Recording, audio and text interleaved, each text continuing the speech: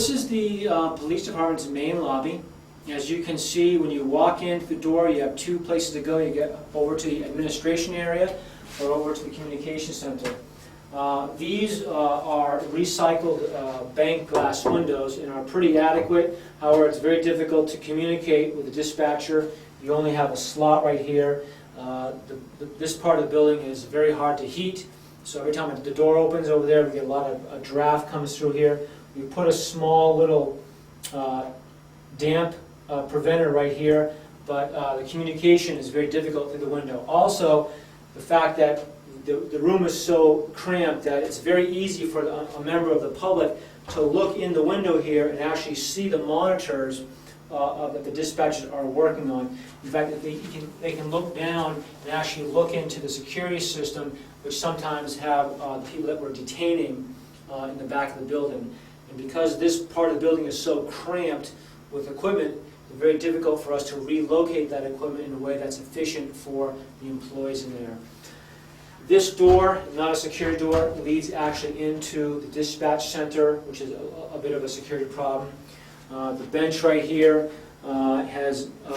should be bolted down. We need more space for people to sit down here. And the area itself is just very cramped. It's very claustrophobic in here. Even though we have an outside payphone, we have double doors here. The doors are very old and inefficient, and this is an area that's very hard to keep heated. And we have some security issues with these. These doors here are basically a regular commercial door and not something that was designed for security in need. The window going into the admin section, again, has just a hole cut in it, so forms could be passed through it. Ideally, there should be a drawer here for things you pass through. And this is not any type of ballistic material. It's regular Lexant, and what we would require is something that's more security conscious, probably a bullet resistant or a bulletproof glass with perhaps a masonry wall as well. All these walls are just drywall. There's no masonry here. As you can see, the walls have been damaged before. We have had altercations and fights out here, and we've had people who have come to the police station and have had problems here, and parts of this building has been damaged, as you can see from the holes in the wall and some of the patches. This space at the police department is our communication center. It's staffed 24 hours a day, 7 days a week. Some of the problems you can see with it, it's very undersized. We always have one here. Sometimes there are two dispatchers. We have some pretty some ventilation problems. You can see down here, we've had to cut some holes in the wall to allow airflow to go. We also have a big wiring problem where a lot of our communication equipment is mounted on the walls here. It's pretty confusing as to what is what. It's difficult to work with sometimes. Because the people who work in here do not leave this area for 8 hours or sometimes 16 if they're doing a double. We have a bathroom over here for them as well. The bathroom is, it's in rough shape. The bathroom is not equipped with radio and telephone equipment, which is a problem as well. The bathroom also has a door that leads out to the lobby, which really shouldn't be there. It's just something that has always been there, and that's kind of a security problem. One of the biggest problems here are very bad ventilation, and inadequate space, and the coordinator who works in this doesn't really have an office nearby, so it's very difficult to actually monitor and or work in here. And because all the electronics are behind all of our dispatching stations, it's very cumbersome to get in there and either repair or update or modify equipment. And there's, of course, because of that, a lot of heat gain in here from that as well. This is the ventilation system that we have for our communication center. Earlier, while we were inside, I pointed out that the building has a big ventilation problem. What we have done to try to mitigate that problem is we actually cut a hole in the wall so we can get a flow of air from the hallway basically into our communication center.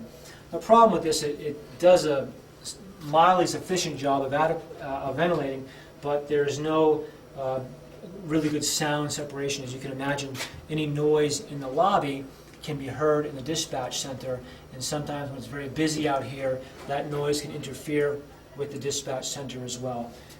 This is the only way we really have access to all of our data systems, just by sliding this open and working in here. So it's sometimes difficult if you have one person on duty who needs to come back here and do something. You have to leave the dispatch room, work on this, and then go back in. So in the newer environment, most of these towers would be stacked, where employees could work on them without having to leave the office, and the building would be adequately ventilated in the first place. Okay. This is one of the operational areas in the police department. This is where 3 of our sergeants and 1 detective share a space. So actually 4 people share this space. It's a large space, but there's no way for any of these people usually to have a private discussion with a subordinate or to perhaps talk with someone that they're interviewing with. So what really needs to happen is that sergeants need their own spaces. The detective clearly needs their own space to do their work, as well as other work areas outside this location as well. This is our interview room. This room serves as a place to interview anyone who wants to come in and speak with the police department, with a police officer. So we interview obviously suspects of crimes. We also interview victims of crimes. The space is adequate for a certain kind of interview. It's a very good place to interview perhaps an adult suspect of a crime. It is not adequate. It is not an adequate place to interview a juvenile. It's not an adequate place to interview someone who has been a victim of domestic or sexual violence. In our new facility, we're looking to add multiple interview spaces, a place off the lobby where a member of the public can speak privately with a police officer. We're also looking about having a family crisis room where someone who has been the victim of sexual violence or domestic violence, or perhaps a child who is a runaway, could be interviewed in that room as well. This room also serves as our, what we call the intox room. This is a machine over here that we use to calibrate the amount of blood alcohol content that someone suspected of drunk driving has. Some of the problems with the space, the ventilation is very poor. This machine actually uses the current air in it to run a self-examination. And sometimes when we bring defendants in here, their own breath, because the room is not ventilated properly, will contaminate the space and cause an automatic failure or malfunction of the machine. This is the second place in the building we've tried to locate this machine to alleviate that problem. For quite a while, the machine was located in our booking room. However, in the summertime, the booking room becomes so overheated that it gets too hot in there for that machine to operate, and during the winter time it becomes too dusty for the machine to operate. So we've moved it inside the building to try to alleviate some of those problems. But still, because the airflow in this room isn't turning over quick enough, sometimes a defendant who has alcohol on their own breath can cause a malfunction. This room is the squad room. This is where police officers come in and prepare their police reports after they've either made an arrest or initiated an investigation. As you can see on the walls, there are several bulletins, scheduling notices, trial notices. You see some workstations. Currently we have 2 computer terminals for our officers to use. We actually need probably more like 5 in here for the officers. You can see they keep their radio equipment in here. We have paperwork for them, various forms and manuals over on the wall over there. As you can see, the window, we have quite a significant water problem. The windows are really inadequate for this environment and for their age. The building has sustained some water damage when the roof gets full of snow. We've had some water damage, some ice build up and back up on the windows as well. This is the male side of the locker room. As you can see, we have several lockers here. Police officers keep most of their equipment in the building here at all times. The lockers that I have right now are they're not large enough. A lot of their equipment cannot fit in. As you can see, some of their vests are kept on the outside. They have some storage on the overhead part of the building, of the lockers as well. This space needs to be large enough to probably equip some more officers. We also need better separation from the male side and the female side. The female side of this room is just right over the lockers here, so we need more sight and sound separation in that area too. As we go through the door here, we'll have a male bathroom on one side and a female bathroom on the other side, and in between there is a shower that is shared by both with a locking door. You can see each locker is labeled with the name of the officer. They also have numbers on them, and most of their equipment is kept in here. We actually like the officers to keep as much equipment as they can in the building, and we ask that most of it does not go home, so it's kept in an orderly way. It's kept available for them when they might need it in an emergency. In fact, this is my locker right here, number 9. You can see my name on it, and that's my son Aiden, who is 11 years old, and that's his 5th grade picture from Plymouth Elementary School. This is the male bathroom. It's a little small for our needs right now. As you can see, it's in some pretty rough shape. We have a lot of insect traps on the ground. We have a lot of ant problems in here. We also have very bad water pressure in the building. The toilets do not flush adequately. Sometimes there's a problem in this space as well as in our cell blocks with toilets overflowing. As you can see, the toilet dividers are rusting out. They need to be replaced. So move into this. This is our area where we have a joint shower. The space is not well ventilated. In fact, it's ventilated up into the ceiling. Again, we have some water problems in here, as well as just some personal privacy and issues between having a male shower, or a male bathroom and a female bathroom, just separated by a door with a shower in between. Okay, this is the ladies' room.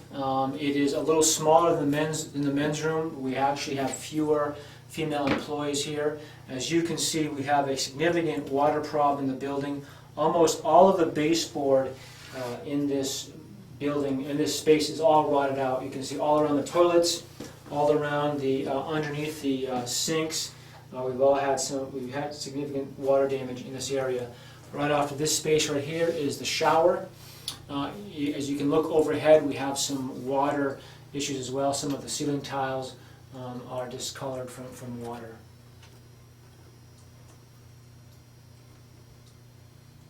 Okay, this is the female side of the locker room. As you can see, it's a very tight, cramped area, not more than probably 3 or 4 feet wide right here.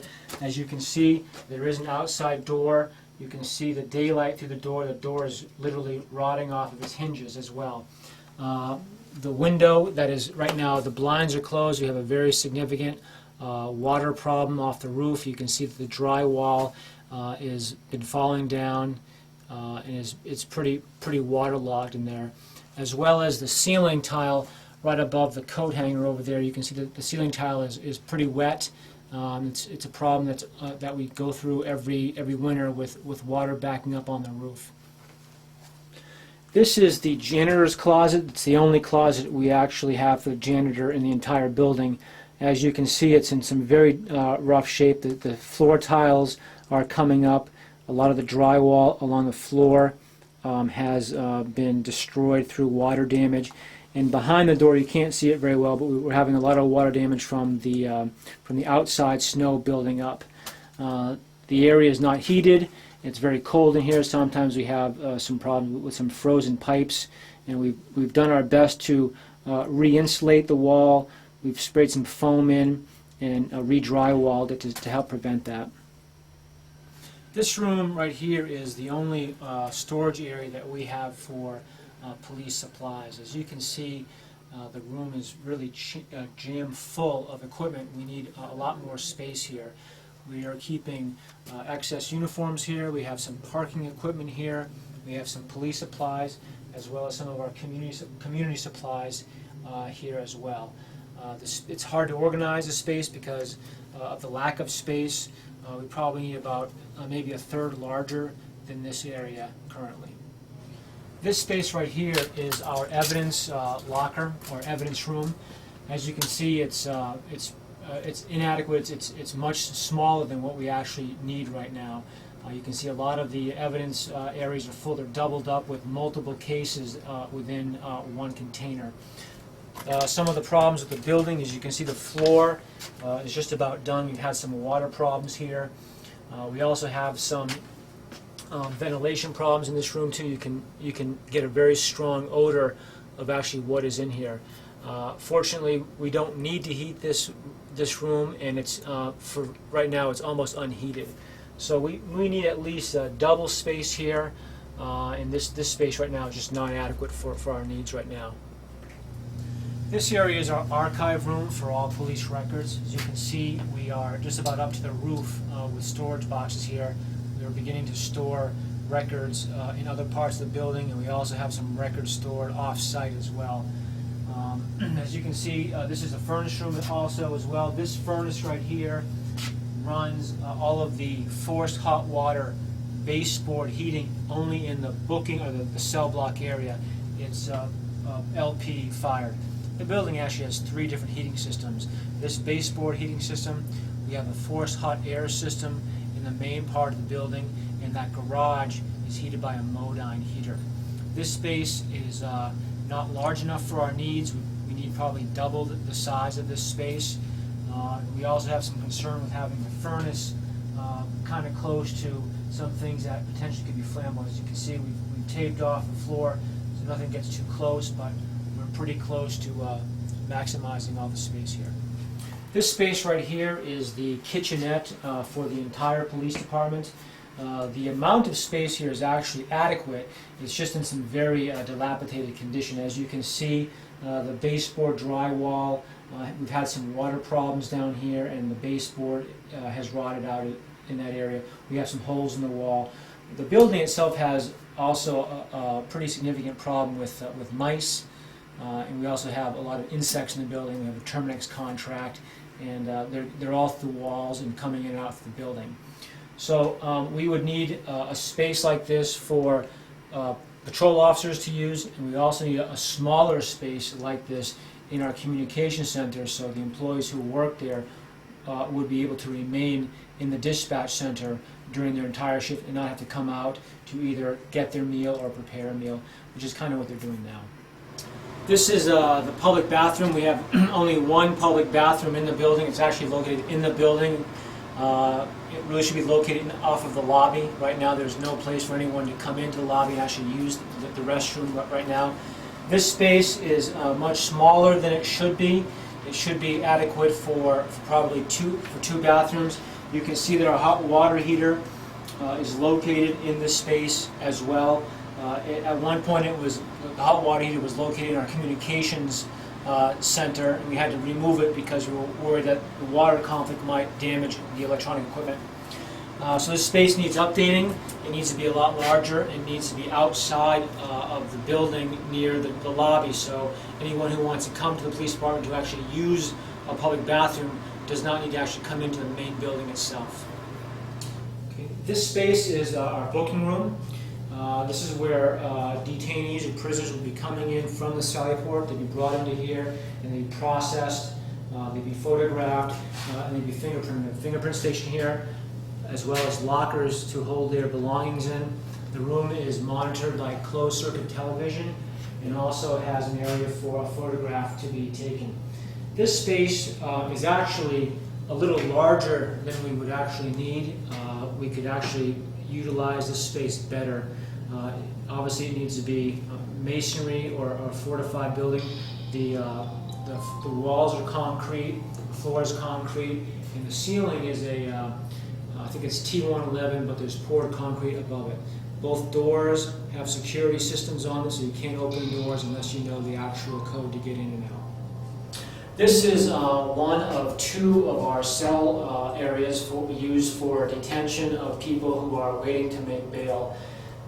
The space is very adequate. As you can see, there is space, there's a toilet here, There's a wash basin, and there's also a water fountain as well, and an area for someone to lie down. The building is concrete, floors, walls, and ceiling, also monitored by closed-circuit television and proper lighting. Some of the problems is that the ceilings are kind of low. We've had some problems with people reaching up and damaging the lighting or damaging the security system as well. We've also had some ventilation and some heating problems in this building, in these spaces as well. Currently, we only have 2 of these spaces, one here and one next door. We need really more like 6 of them, and we need some segregation for men, women, and especially we need sight and sound separation for juveniles. We also have no place to adequately hold someone who is waiting psychiatric evaluation. In our existing plans, one of our cells will be equipped for a psychiatric hold or a padded cell, which is also known as well.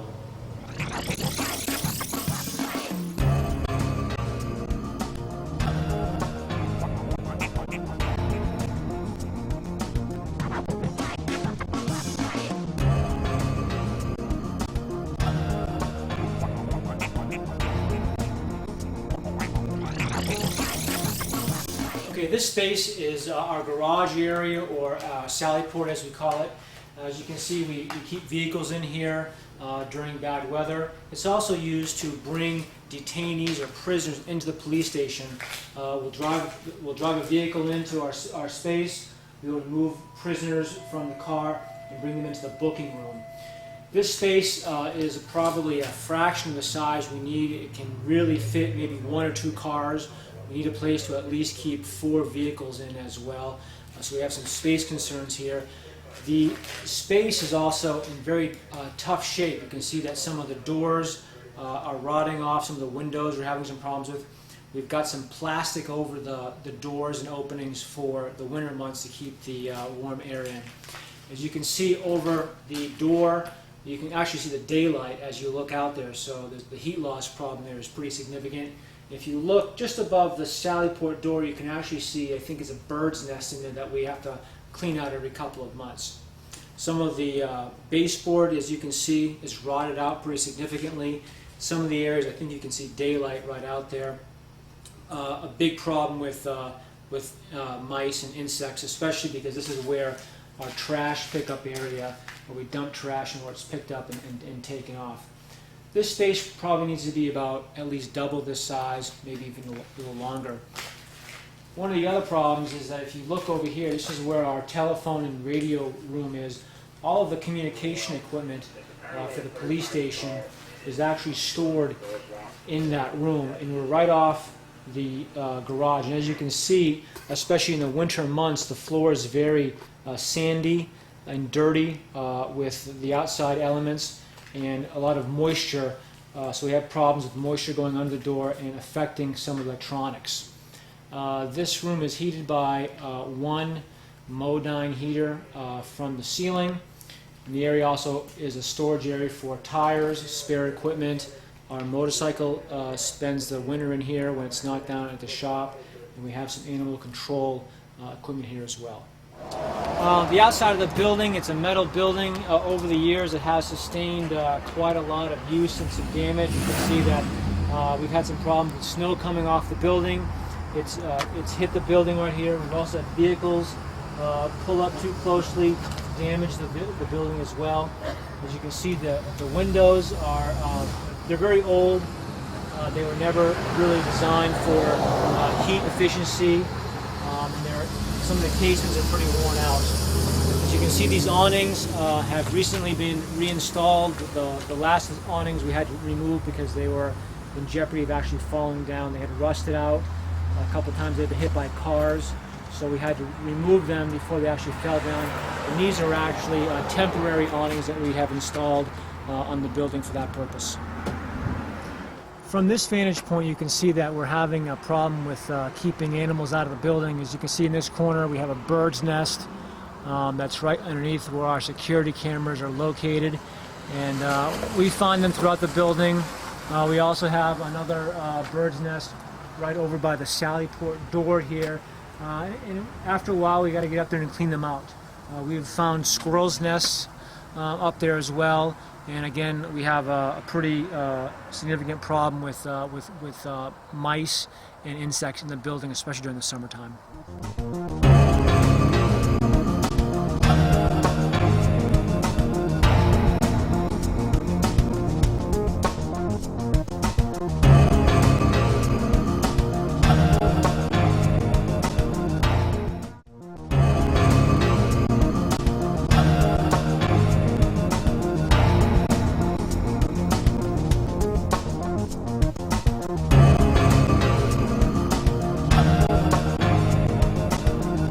This is the police department's main lobby.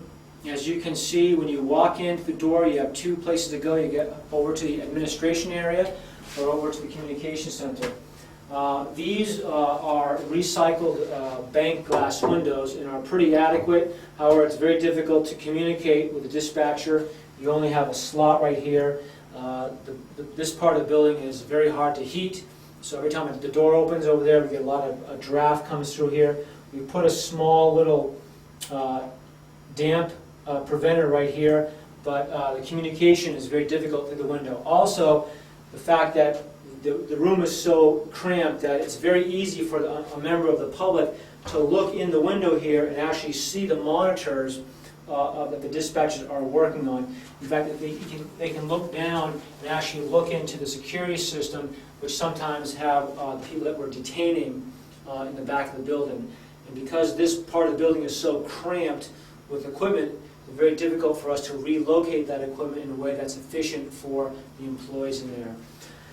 This door, not a security door, leads actually into the dispatch center, which is a bit of a security problem. The bench right here should be bolted down. We need more space for people to sit down here. And the area itself is just very cramped. It's very claustrophobic in here. Even though we have an outside payphone, we have double doors here. The doors are very old and inefficient, and this is an area that's very hard to keep heated. And we have some security issues with these. These doors here are basically a regular commercial door and not something that was designed for security in need. The window going into the admin section, again, has just a hole cut in it, so forms could be passed through it. Ideally, there should be a drawer here for things to be passed through. And this is not any type of ballistic material. It's regular Lexant, and what we would require is something that's more security conscious, probably a bullet resistant or a bulletproof glass with perhaps a masonry wall as well. All these walls are just drywall. There's no masonry here. As you can see, the walls have been damaged before. We have had altercations and fights out here, and we've had people who have come to the police station and have had problems here, and parts of this building has been damaged, as you can see from the holes in the wall and some of the patches. This space at the police department is our communication center. It's staffed 24 hours a day, 7 days a week. Some of the problems you can see with it, it's very undersized. We usually always have one here. Sometimes there are two dispatchers. We have some pretty bad ventilation problems. You can see down here we've had to cut some holes in the wall to allow airflow to go.